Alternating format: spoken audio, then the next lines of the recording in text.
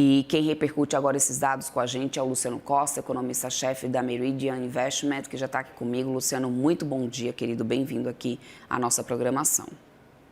Bom dia, Débora. Sempre um prazer. Luciano, vamos lá começar falando sobre esse IPCA, que eu acho que realmente é o que veio de mais pesado agora, né? Uma revisão bastante elevada que o mercado faz em relação a essa expectativa de inflação para 2026, pela quinta semana consecutiva que a gente vem revisando para cima esses dados, mas eu quero entender do teu ponto de vista até que ponto essa é uma revisão por causa da pressão inflacionária percebida, né, pelo mercado por causa da guerra, ou se isso, obviamente, também tem uma interferência direta do IPCA que foi divulgado agora nessa semana passada e que veio acima das projeções do mercado, muito puxado por causa do grupo de transportes, mas também de alimentação. O que mais interferiu nessa mudança, nessa revisão do IPCA para 2026 esse ano, Luciano? Então, esses dois pontos que você colocou são importantes. Teve a surpresa, né, da semana passada, o IPCA veio bem acima do que era a expectativa do mercado, então tem um componente nessa revisão que é exatamente, né, essa surpresa, mas tem também a revisão dos números da inflação olhando para frente, né? Então, agora em abril, a gente vai ter ainda uma nova rodada de impacto do preço mais alto do petróleo nos combustíveis aqui domésticos, né? Então, vai ter novas altas de diesel, gasolina, o frete também que vai ser impactado vai trazer uma nova rodada de pressão em alimentos, né? Alimentos já subiu mais do que era o esperado também no último IPCA, deve continuar sob pressão. Além disso, tem alguns preços também de administrados, como medicamentos, que vão subir agora em abril. Então, tem um pedaço dessa revisão da inflação que foi a surpresa da semana passada, e tem um pedaço que já é a consequência da guerra, que o mercado está começando a corrigir a projeção de inflação, sendo que provavelmente esse movimento de correção ele ainda deve continuar algumas semanas, né? Porque provavelmente o choque ainda não está totalmente incorporado nessas projeções de mais curto prazo do IPCA e, portanto, ainda pode ter novas rodadas de revisão para cima do IPCA desse ano. Pois é, e aí tendo mais revisões para cima, obviamente que a gente começa também a pensar do que pode mudar em relação à taxa básica de juros. No Boletim Focus, a gente não viu mudança, apesar dessa mudança muito forte, né, na projeção de inflação, o mercado ainda olhando para 2026 com a Selic em 12,50%. Diante de uma expectativa de continuar revisando essa projeção de inflação, Luciano, você espera também que uma hora o mercado comece a rever essa projeção da Selic para esse ano, portanto, então, não acreditando que o Banco Central vá continuar cortando juros? A gente tem espaço agora para isso? Provavelmente a gente vai ver alguma revisão do tamanho do ciclo, sim, né, com a incorporação desse choque, né, de inflação no curto prazo. Por mais que seja um choque de oferta e o foco do Banco Central esteja nos efeitos secundários desse choque, a gente sabe que isso muda a função de reação do Banco Central, né? Então, o ciclo provavelmente tem que ser ajustado para esse choque, né? Até porque esse choque ele se propaga pelo horizonte relevante da política monetária, então tem alguma consequência nas projeções do próprio Banco Central, e o mercado vai incorporar isso e provavelmente vai fazer com que a expectativa de cortes ela seja diminuída, né, ao longo do tempo também com essas revisões de inflação. Como você tem aí um movimento, né, que está acontecendo em algumas variáveis ao mesmo tempo, né, a inflação deteriorando, a expectativa, né, desse ano que vem também deteriorando, a tendência natural, o próximo movimento do boletim deve ser alguma revisão no nível terminal da Selic, ficando ali em torno de 12,75 a 13.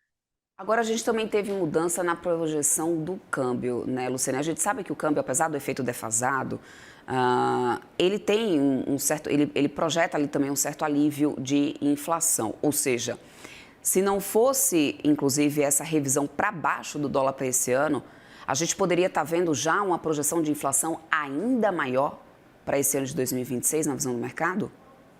Exatamente, isso é um ponto importante. O câmbio, né, teve esse movimento mais recente de apreciação, está tendo essa revisão do número do ano, isso amortece, em parte, o tamanho, né, do efeito do choque do petróleo na inflação olhando para frente, né? Então, obviamente, o câmbio sempre é uma variável difícil de projetar, então ela precisa estabilizar no nível mais baixo para que isso realmente seja incorporado nas projeções, mas a tendência recente do câmbio está se apreciando com esse choque de petróleo, mostra que, eventualmente, um pedaço desse delta de preços que a gente teve nos combustíveis, ela pode ser compensada por um pedaço por essa apreciação do câmbio. Então, isso pode ajudar um pouco a diminuir um pouco a intensidade da revisão da inflação desse ano, com certeza. Se o câmbio tivesse uma situação onde o petróleo, né, subindo e o câmbio depreciando, acho que a intensidade da revisão teria sido ainda mais aguda, né, mais intensa na projeção de inflação desse ano. Agora, pensando, né, obviamente, do que a gente pode ter em relação ao impacto na atividade econômica, porque se a gente vai ter uma inflação, né, maior, automaticamente isso acaba impactando também poder de compra, e sem contar que a gente realmente tem todo um efeito externo que foge do nosso controle, né? As projeções do PIB não foram alteradas, ou seja, qual o recado que isso passa nesse momento? Assim, a gente mesmo tendo uma inflação elevada, ou seja, e também revisão revisão do dólar, o que mantém essa resiliência da atividade econômica então no Boletim Focus, Luciano? Nesse curto prazo, talvez a visão seja, você tem um choque externo, né, mas é um choque para os termos de troca acabam sendo favoráveis, então a balança comercial acaba sendo beneficiada pela exportação de petróleo, lembrando, o Brasil, né, é um exportador líquido de petróleo, então a gente vai ter um bom efeito positivo do lado das exportações, ao mesmo tempo essa inflação mais alta, ela come renda e provavelmente diminui a velocidade de crescimento das importações, então você vai ter provavelmente, depois desse choque, né, alguma perda de velocidade de demanda doméstica, mas compensada pela demanda externa, de tal forma que, né, quando você olha esses dois vetores, por enquanto, a visão está sendo que o impacto na atividade tem sido mais neutro nesse sentido, né? Por um lado, exportações um pouco melhores, uma perda talvez um pouco de demanda doméstica por causa da inflação e dos juros na média um pouco maiores, mas o efeito líquido no PIB talvez mais neutro por causa dessa composição desses dois vetores. Luciano, muito tem se falado, né, sobre essa taxa de juros elevada por mais tempo e muito tem se cobrado também por causa do efeito, obviamente, em relação às empresas. O fato é que desde depois da pandemia a gente tem tido uma resiliência da taxa básica de juros em patamares bastante elevados, acima ali dos 10%. Eu quero entender se do teu ponto de vista já dá para a gente falar de uma mudança estrutural de política monetária, de métrica de política monetária aqui no Brasil, né? Porque com juros elevados dessa forma, não dá mais para poder ficar somente aguardando que a gente tenha novamente um cenário de juros mais baixos. Isso está no radar da precificação de ativos, Luciano? Ou você acha que o mercado ainda está muito nessa expectativa de vai cortar, vai voltar a ser como antes, né? Porque, olha, juros a um dígito parece cada vez mais distante no nosso campo de visão, né?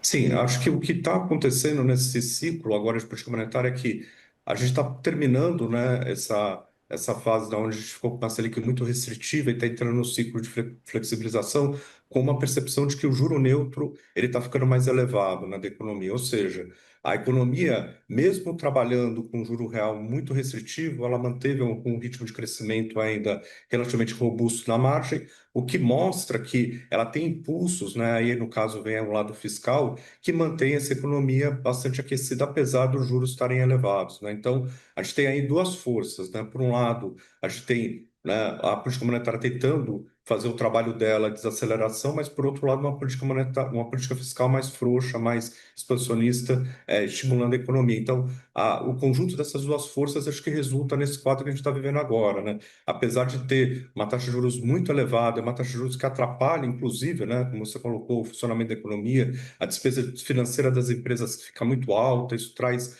problemas de crédito. Apesar de tudo isso, a economia continua tendo uma certa resiliência em termos de crescimento. Acho que a razão né, desse quadro atual é exatamente essa diferença, né, entre o estado da política monetária e da política fiscal, que estão em direções opostas dentro desse ciclo.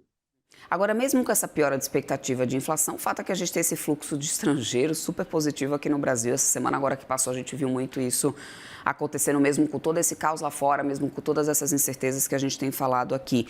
É sustentável isso, Luciano? Ou pode mudar rapidamente se o cenário fiscal e inflacionário se deteriorar muito?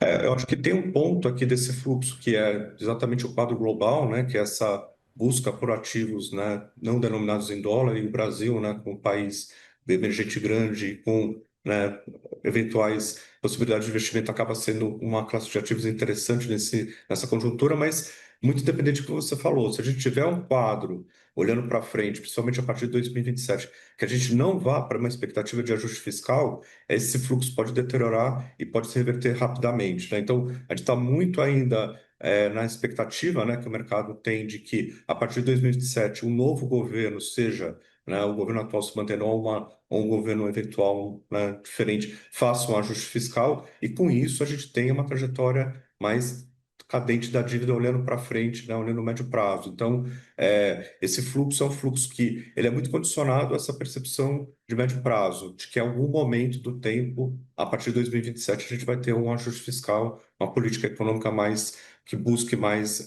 o equilíbrio das contas públicas.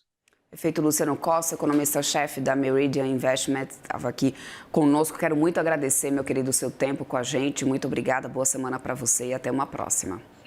Muito obrigado, foi um prazer. Até mais.